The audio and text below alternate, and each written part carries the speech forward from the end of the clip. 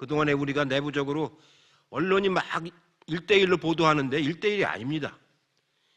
그 기계적 막 균형이라고 하는데 160 우리가 구석인가요? 그 중에서 한 150석은 다 그 당이 일치 단합해서 하고 한 10명이 이상 보리알처럼 이렇게 하는데 그걸 가지고 막 굉장한 것처럼 1대1처럼 보도하잖아요. 그렇게 언론이 말하자면 사이비 균형을 맞추는 거 아니에요. 그런 거 보지 마세요. 그런 거 보지 말고 저처럼 하세요. 저는 아침 7시 반에 그 김어준의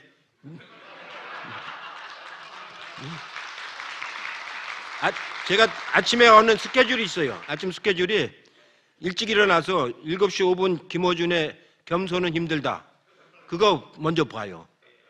진짜 겸손은 힘들어요. 네. 그 다음에 이제 개인 유튜브들 있잖아요. 뭐 언알바부터 시작해서 쫙 있어요. 네? 황희도 뭐 이렇게 해가지고 그게 개인 유튜브 좋은 것들이 한 10대 개 돼요. 그 중에서 이제 그 제목 그렇게 보고 찾아가서 이렇게 좀 보고요. 오후에 또 고발뉴스 4시쯤 하잖아요. 예? 그거 봐요. 그럼 하루가 웬만큼 다 스크린이 돼요. 9시에 더 탐사해서 하는 거 있어요. 그거 보면 이제 심층적으로 더 들어가요. 예? 그러고 또 이제 밤 10시 넘으면은 새날 또 보면은 거기 또 이제 실컷 욕 많이 해요. 예? 그렇게 보면은요 거의 다 정리가 됩니다. 하치장에 가서 뭐 찾으려고 하지 마세요. 좋은 정보를 전달해주는 우리 유튜브들이 얼마나 많은데요. 그 사람들 얘기가 저보다도 훨씬 더 절절하고 정확해요. 저도 그거 보면서 많이 깨달아요. 그리고 굉장히 부지런하고. 그거 찾아보려면 굉장히 어렵거든요. 그 뉴스 하려면은. 그걸 다 해요. 그래서 우리가 이런 유튜브가 있기 때문에 기성 언론 가지고 아무리 풍악을 울려도 잘 안 속아요, 이제는. 많이 단련이 된 거예요. 교육이 된 거예요. 그렇게 해서 지난 1년을 우리가 참 힘들게 살았는데 내년부터 좀 편하게, 건강하게 우리끼리 좀 이렇게 서로 잘 살려면은 이겨야 돼요. 저는 정치하면서 지는 선거는 참 싫어요. 그리고 그건 도리가 아니고 반드시 이길 수 있도록 열심히 하시고요. 저도 뭐 이제 현역에서 은퇴는 했지만 열심히 하게 했어요. 그 시도당으로 제가 다니면서 이제 강연도 하고 막 그러는데요. 하여튼 여러분들 이기는 선거, 공감하는 국민들하고 함께하는 오늘 아마 그 집회가 굉장히 크게 대규모 집회를 하는 모양인데 제가 지난주에 거기 가봤거든요. 아주 절절해요. 절절한데 하여튼 여러분들 마지막까지 꼭 아까 말했잖아요. 기초의원 지역구당 100표 그 차이를 우리가 진 거예요. 국회의원 선거 253개당 1000표 그 차이로 진 겁니다. 문세표라고 3표 차로 진 사람도 있어요. 떨어진 사람도 있어요. 그 사람은 그렇게 떨어지고 나서 지금까지 국회의원 못하고 있어요. 그 3표 차이로 져가지고. 예, 그런 결과를 참 그분 훌륭하신 분인데 안타깝게 됐는데 하여튼 문세표도 지는 건 지는 거거든요. 그러니까 우리가 잘 준비해서 이기는 선거. 그렇게 해서 저한테 야, 왜 떨어져? 그런 소리 안 들어야 돼요. 임종성 의원, 김영호 의원, 박찬대 의원 내년 4월 달에 당선돼 가지고 밥 한번 사요. 네, 고맙습니다.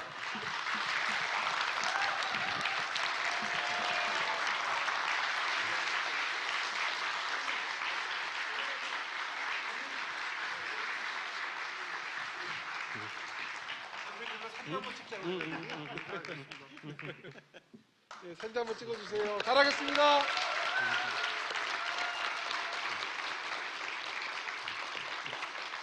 하나 더.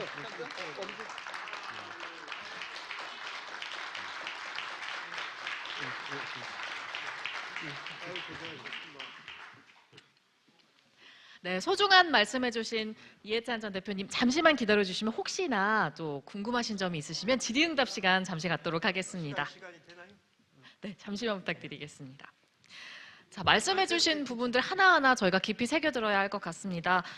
민선의 활동도 무엇보다 중요할 것 같고요. 또 총선을 위해서 정성을 다하고 사심을 버려라라는 말씀 마음 깊이 새겨야 할 것 같습니다. 혹시 이 중에서 이해찬 전 대표님께 궁금하신 점 있으신 분들 손을 잠시 들어주시면 저희가 확인하고 질문 시간을 드리도록 하겠습니다. 여기 앞에 분도 계시고요. 저 뒤에 모자 쓰신 분도 계시고 여기 앞에 까만 마이크 써주신 분도 계십니다. 그리고 저 뒤에도 까만 마스크 써주신 분도 계시네요. 총 4분 질문 한번 받아보도록 하겠습니다. 마이크 전달 주실 수 있을까요?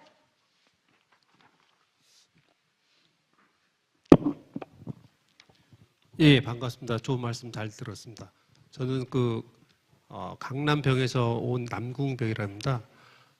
일단 아까 전 대표님께서 얘기해 주신 그 진정성에 대한 얘기를 한번 드리고 싶은데요. 현역에서 은퇴를 하셨다고 하지만 아직 나이가 젊으신 것 같고 다른 분들 타 당에서는 노역을 과시하는 분들이 있어서 한번 부탁의 말씀을 드리고 싶습니다. 다른 내용은 아니고요. 민주당을 얘기해 주신 가운데 진정성을 가지고 저희 당을 지켜오신 여러 선배 정치인들 얘기를 해 주셨습니다. 근데 제가 보기에, 제 개인적으로 보기에 현재 민주당이 국민들한테 진정성을 요청하기에 약간은 부족함이 있지 않나? 좀 더 직설적으로 얘기하면은 당이 분열된 느낌을 지울 수가 없습니다. 일단 대표적 예로 당대표가 계시는데 당의 중역들이라고 표현된 분들이 여기에 상반된 의견을 다수의 언론에서 노출하고 계십니다. 제가 보기에는 이해찬 대표님 계실 때는 그런 일이 없었는데 왜 지금 와서 그런 일이 이렇게 자주 발생하는지 당으로서 너무 당혹스럽고 걱정스럽습니다. 그래서 내년 총선에 꼭 저희가 이겨야 되는데 국민들한테 표를 달라고 하기에 그 앞서 민주당이 일치 단결해서 나갈 수 있는 부분이 없는가. 그래서 이해찬 전 대표님한테 은퇴를 하셨다고 하지만 이런 부분이 해결될 수 있도록 좀 더 적극적으로 나서 주셨으면 하는 절실한, 절박한 부탁의 말씀드립니다. 감사합니다. 질문을 다 하고 종합적으로 지금 말씀드리는 네, 감사합니다. 저 앞에도 혹시 마이크 어디로 전달되고 있을까요? 네, 그럼 뒤쪽 먼저 받고 앞으로 넘어오겠습니다. 네, 안녕하십니까. 서울 중구 성동을 권리당원 이선우라고 합니다. 반갑습니다. 이해찬 전 대표님. 예. 다름이 아니라 지금 앞으로 내년이 되면 선거가 있는데 방금 발표에서 말씀하셨듯이 선거가 굉장히 중요하고 많은 의석을 확보하는 것도 중요한데 실제로 저희가 지난 선거에서 180석에 가까운 의석을 확보했고 그 의석을 확보했을 때 저희는 행정부의 권한과 국회의 권한으로 저희가 지지자들이 원하는 민주당 지지자들이 원하는 많은 일들을 국회에서 해줄 것으로 크게 기대를 했는데 그 기대만큼 제가 기대하는 만큼 많이 이루어지지 못한 것 같습니다.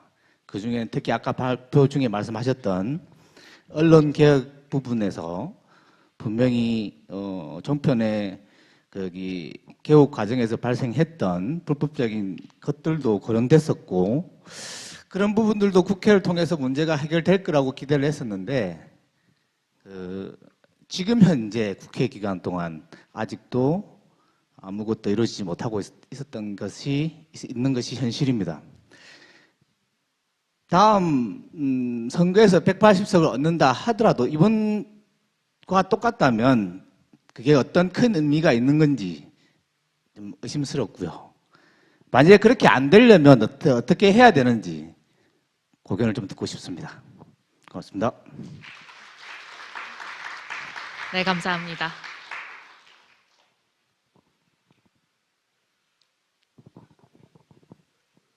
예, 서울 구로구에서 온 권리당원입니다. 아까 하신 말씀 중에 감옥이 주어졌다고 하셨는데 그걸 윤석열 대통령을 염두에 두고 하신 말씀인지 궁금해서 예, 말씀해 주셨으면 좋겠습니다. 네, 너무 위트 있고 간결한 질문 감사합니다. 자, 그리고 저 뒤쪽에도 한 분 계시고요. 이 앞쪽에도 오래 기다리고 계시거든요. 앞에 분 먼저 질문 받고 뒤에 분 받도록 하겠습니다. 예, 안녕하십니까. 저 이해찬 전 의원님 전 지역구인 관악을 이준용입니다. 예, 저는 민대련이라는 단체에서 활동하고 있는데요. 개혁을 요구하는 민주당 전국대의원들이라는 모임입니다. 제 질문 내용은 당내 민주화 잘 되고 있는지 의심이 많습니다. 당내 개혁, 민주화가 잘 되고 있는지 정말 의심이 많거든요. 그래서 여기 좀 오셨을 텐데 민민운이라는 카페가 있습니다. 민주당의 민주화 운동이라는 네이버 카페가 있고요. 저희는 전국대의원 모임입니다. 민주당의 개혁을 요구한 전국대의원들, 그렇게 해서 당내 민주화를 요구하고 있습니다. 그런데 이 당내 민주화가 잘 되고 있는지 좀 아직 진행 상황은 잘 모르겠습니다. 제 주위 당원들하고 얘기를 해보면 좀 실망스럽다는 얘기도 많아요. 지난번 당대표 표결 사건도 그렇고 그 이후 어떤 민주당의 행보나 이런 것들이 잘 알려지지 않는 건지 아니면 정말 좀 아쉬움이 있는 건지. 그래서 사실 검찰개혁, 언론개혁을 가장 원하지만 이거는 사실 지금 어렵잖아요. 민주당 내부의 민주화, 개혁이라도 잘 되고 있는지 이 부분에 대한 질문을 좀 드리고 싶고요. 지난주 이해찬 의원님 집회 관련돼가지고 집회 참여 동료 문자 보내셨잖아요. 그 뒷배경 제가 얘기를 알고 있거든요. 민주당 이렇게 해서 내년 총선 이길 수 있을까요? 여기까지 질문하겠습니다. 네, 감사합니다. 자, 그리고 마지막으로 저 뒤에 마이크 받아주신 분 질문 받겠습니다. 네, 안녕하십니까. 저는 은평구 갑에서 온 21살 청년입니다.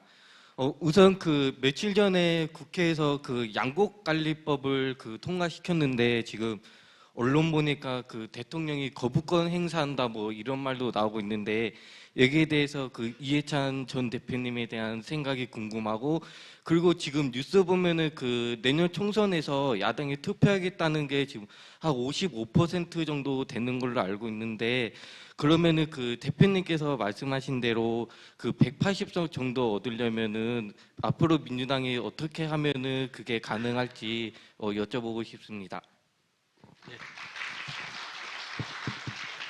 네, 감사합니다. 네. 예, 여러 가지 이제 질문을 하셨는데 두루두루 포괄적으로 이제 말씀을 좀 드리도록 하겠습니다. 지금 우리 당에 이제 아까 제가 잠깐 말씀을 드렸는데 그 180석 의석만 가지고 이제 판단해서는 안 되고 의원들도 중요하지만 더 중요한 건 당원들 아닙니까? 지금 150만 명이 넘는 당원들의 지금 분위기가 어떠냐, 여론이 어떠냐를 가장 기본으로 깔고 그 다음에 의원들의 분위기는 또 어떠냐 이렇게 이제 봐야 되는데, 언론은 의원들 간의 이간질을 주로 보도를 해요. 당원들 분위기가 어떠냐 하는 건 보도를 잘 안 하죠. 지난번에 그 어떤 여론조사에서 보니까 당원들은 85%가 이재명 대표를 지지를 해요. 의원들보다도 지지도가 더 높아요. 당원들 지지도가. 왜 그러냐면은 당이라는 건 항상 구심점이 있어야 되는 거거든요. 이재명 대표가 이 다음에 대선 후보감으로서 부족하고 어렵다 그러면 저렇게 공격 안 합니다. 처절로 무너질 건데 뭐 공격까지 하겠어요. 상당히 대선 후보로서 유력하고 당을 잘 이끌어가고 자기들한테 가장 위협적이라고 보니까 어떻게든 죽이려고 하는 거거든요. 그러니까 340번에서 장판까지 뜯어도 안 나오는 거 아니에요. 있으면 벌써 나왔죠. 그래서 그 언론에 보도하는, 기성 언론이 보도하는 아주 작은 견해 차이를 대등한 것처럼 보도하잖아요. 여기에 속아나가면 안 된다는 얘기예요. 저도 이렇게 보면은 맨날 그 사람이 나와서 얘기를 해요. 또 그 사람한테 그 말을 하려고 인터뷰하러 가요. 저 사람이 무슨 말 할 줄 다 뻔히 아니까. 그렇게 얘기할 사람한테는 인터뷰하러 가지를 않습니다. 그래가지고 이렇게 했는데 이런 얘기도 있다 해가지고 1대1인 것처럼 보도하는 거예요. 그게 아주 언론의 나쁜 일종의 그 기계적 균형입니다. 기계적 균형. 그게 아닌 거거든요. 예, 그리고 그렇게 말하는 사람들은 전부 자기 이해관계가 있어요. 뭔가 그 말 액면이 그대로가 아니고 그 배면에는 다 그 이른바 함의된 의미가 있잖아요. 그런 것까지 보도를 안 하잖아요. 저는 그 사람들 왜 저렇게 보도하는지 대충 알아요. 제가 그 후배 의원들이고 그래서 다 이제 인격적으로 존중하니까 말을 안 하는데, 예, 사적으로는 너 그런 짓 그만해라. 근데 그 사람들한테는 다 그런 요인이 있어요. 하나하나 다 조금씩 달라요. 그 여기가. 그런 거에 너무 그 휘둘려서는 안 된다는 말씀을 드리고요. 예, 실제로 180석을 했는데 국민들 기대에 못 미쳤죠. 무엇보다도 재집권을 못했으니까. 이렇게 좋은데 재집권을 못한 거 아닙니까? 그 점에서는 뭐 할 말이 없어요.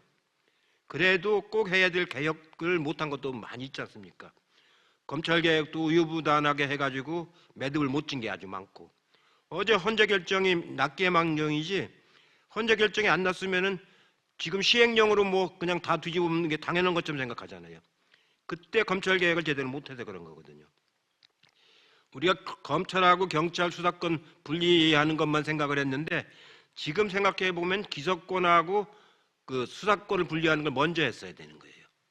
기소 수사를 분리를 해놓고 수사 중에서 중대범죄는 검찰에서 하고 그 나머지 범죄는 경찰이 하고, 그렇게 했으면은 서로 견제 균형이 되는 거거든요. 이런 점에서 못하고, 언론개혁도 마찬가지인데 언론개혁은요, 아까 제가 말씀드린 것처럼 원체 이게 사설화되어 있기 때문에 쉽지가 않아요. 뽑을 때부터 자기 사장 방침에 잘 말 안 들을 사람은 안 뽑아요. 요즘에는 신입사원도 잘 안 뽑고요, 다른 데서 조금 하던 사람들 해가지고 맞은 경력사원으로 뽑아요. 할 때 면접을 하는데 얼마 전에 제가 얘기 들어보니까 너는 한일 이 외교에 대해서 어떻게 생각하냐 쓰라는 거예요. 그래가지고 저쪽 비유에 맞게끔 쓰면은 채용을 하고, 이거 아니겠다 싶으면 아예 안 뽑습니다. 이제 뽑는 과정서부터 그래가지고 언론이 기상이 옛날 기자들보다 훨씬 떨어졌어요. 70년대 80년대에도 기자의 본분이라는 걸 좀 자각하는 사람들이 많이 있었는데 지금은 그게 별로 없잖아요. 자기가 쓴 기사가 엉터리임에도 그냥 제목장 서는 데로 날려버리고 인터넷에 날려버리고 막 그러잖아요. 기사의 질이 굉장히 떨어져 버렸어요. 제가 봐도. 제가 처음에 정치할 때만 해도 안 그랬는데 지금은 매체는 굉장히 많아졌고 1인 매체도 굉장히 많아졌고, 그러다 보니까 속보 경쟁도 굉장히 하다 보니까 기사의 질이 많이 떨어졌거든요. 언론 개혁 자체를 못하는 것보다는 우리가 우리 언론을 스스로 만들어 나가는 게 저는 더 중요하다고 봅니다. 그게 요새 유튜브라든가 SNS라든가 팟캐스트라든가 이런 거 많이 하잖아요. 그걸 통해서 얻어지는 그 유포가 훨씬 더 빠르고 정확하고, 저렇게 싸워서 뭐 될 것처럼 하는데 조금 될 거예요. 그렇게 열심히 하면은. 근데 그게 잘 안 되잖아요. 종편 같은 거가 저렇게 나와서 하는데 그게 미치는 영향이 그렇게 크진 않아요. 실제로는 저 사람들 내부적으로만 그 결속을 강화하는 데 그게 도움이 되겠지만, 우리는 우리대로 우리의 언론을 통해서 자꾸 하는 게 저는 훨씬 더 맞으면 힘을 더 기울여야 된다. 그럼 프랭카드 같은 것도 잘 만들어서 많이 붙여요. 이제 당에 돈이 없습니까? 뭐가 없습니까? 지금 당에 당비를 많이 내셔가지고 경기도당에도 아마 지금 한 30억 있죠? 있다니까요. 예? 서울시당에도 한 20억 있죠? 30억. 다 있어요. 인천시당도 10억 있죠? 예. 다 있어요. 세종시당은 2개인데 4억이 있어요. 그거 가지고 교육하는 데 쓰고 프랭크 작업하고 그걸로 어디 갔더니 뭐 집을 얻으려고 산다고 건물을 내고 야단을 쳤어요. 당비 가지고 집 사는 사람이 어딨냐. 그걸로는 활동비로 써야지. 예? 적금 든대요. 네가 장사꾼이냐 이 사람들아. 그걸로 활동비를 써서 활동을 많이 하면 당원들이 더 들어오고 1,000원 내던 사람이 2,000원 내고 이렇게 되는 거지. 장사를 해도 성경도 안 읽어봤나. 4달란트 주니까 10년 동안 4달란트 갖고 있더라고. 4달란트를 주었으면 40단타를 만들어야지. 씨앗을 키워서 나무를 만들 생각을 해야지. 씨앗만 골라서 먹고 있으면은 그게 무슨 이렇게 이제 자꾸 그런 우리 스스로 언론 활동을 우리가 하는 겁니다. 그게. 그 카페가요, 당내 민주화 말씀하셨는데, 당내 민주화도 여러 가지가 있는데요. 제일 이제 뭐 하나하나 다 하다 보면은 여러 가지가 있겠죠. 근데 제일 중요한 건 역시 공천을 객관적으로 시스템 있게 하는 겁니다. 다른 무엇보다도. 물론 토론 과정, 정책 토론이라든가 입안 과정에 아까 말한 것처럼 옛날에는 온라인이 없기 때문에 힘들었는데 대의원들이 모이기도 어렵잖아요. 그러니까 주로 연세 많으신 분, 자역하는 분들만 저녁 때 지구당 당사 같은 데 모여서 했는데 그렇게 해갖고는 당이 외연으로 확장되기가 어려우니까 온라인을 통해서 젊은 사람들, 전문가들, 직장인들 이렇게 만날 수가 있지 않습니까? 그걸 카페를 활성화시켜가지고 거기서 정책 토론도 하고 다 이렇게 해나가면서 소통도 하는 건데 그 중에서 결정적인 거는 선거 때 공천입니다. 결국은 그 영어로 아티큘레이션이라고 보통 얘기할 수 있는데 어떻게 매듭을 짓느냐 공천으로 좋은 후보를 어떻게 공천해서 매듭 져가지고 당선시키느냐는 게 정당 행사 중에서 가장 중요한 일 아닙니까? 이거를 지금부터 그런 게 잘 준비해서 해야 되는 거기 때문에 뭐 바빠요 굉장히. 당 대표만 바라보고 하는 게 아니고 의원들, 기초의원들, 광역단체장들, 기초자치단체장들 스스로 해야죠. 그렇게 하면은 얼마든지 당내에 소통을 활성화시키는 걸 자꾸 해야 되는 겁니다. 아까 무브원 말씀드렸는데 무브원이 미국에서 부부 2사람이 시작한 겁니다. 오바마 대통령 당선하기 전에. 그때는 500만이었는데 지금은 한 2,500만 가까이 돼요. 세계적인 매체가 된 거예요. 거기 들어가면 온갖 세계적인 이슈를 다 다룹니다. 셀이라고 정책 토론방이 있어요. 거기서 정책 토론해가지고 막 다른 나라에도 막 이렇게 보내고 막 그렇게 합니다. 이런 거를 한일 구력역에다 오염수 문제다,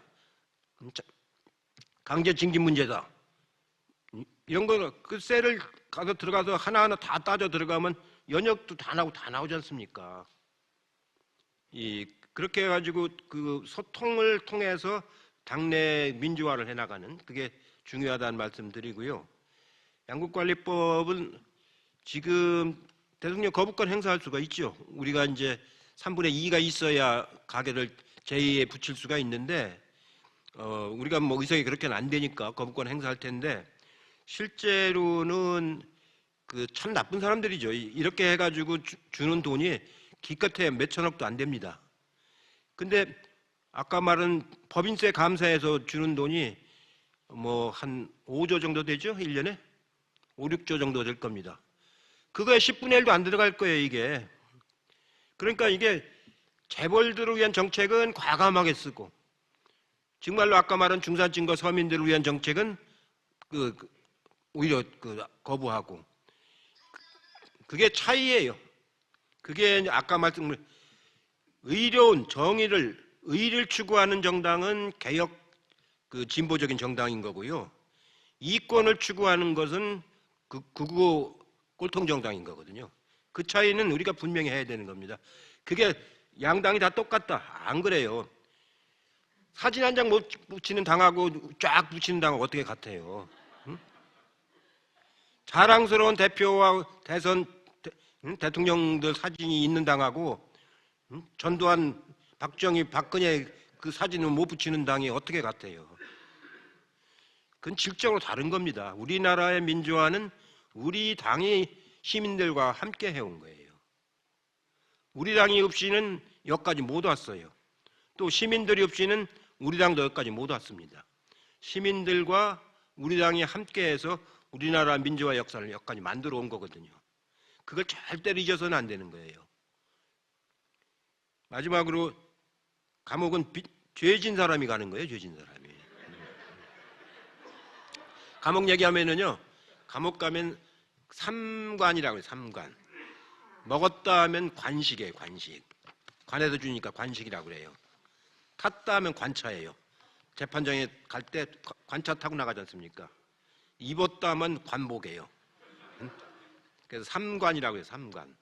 근데 감옥소리 해보면 삼관 신세를 진다 이제 그렇게 하는데요. 그 중에서 도둑놈, 뭐 강간범, 절도, 뭐 폭력 뭐 많잖아요. 제일 경시받는 사람이 사기꾼이에요. 사기꾼. 그걸 접시라고 그럽니다. 거기서는 접시. 왜냐하면 서커스단에 가면 손으로 이렇게 접시 돌리는 거 있잖아요.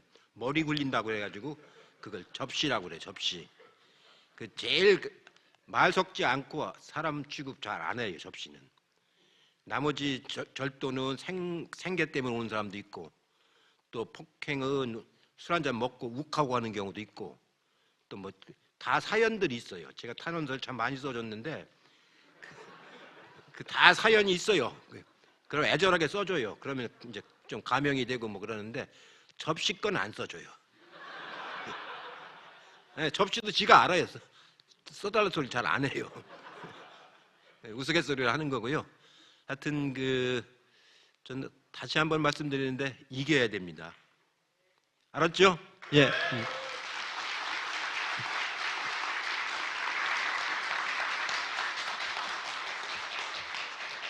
네, 소중한 말씀 해주신 이해찬 전 대표님 진심으로 다시 한번 감사드립니다. 이제 자리로 앉아주셔서 감사합니다.